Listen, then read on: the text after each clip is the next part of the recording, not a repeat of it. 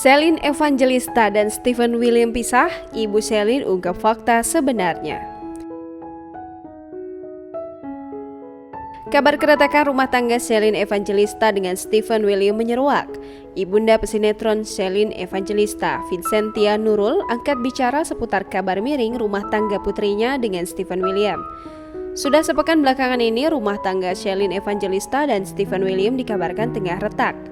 Vincentia mengatakan bahwa terakhir ia bertemu dengan Celine dan Stephen pada perayaan Natal akhir tahun 2020 lalu.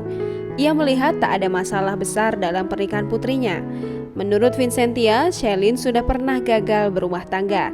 Jika memang ada masalah dalam pernikahannya dengan Stephen, ia yakin putrinya bisa mengatasinya. Lebih lanjut, Vincentia Nurul takut salah menduga. Ia hanya bisa mendoakan yang terbaik untuk pernikahan Celine Evangelista dan Stephen William.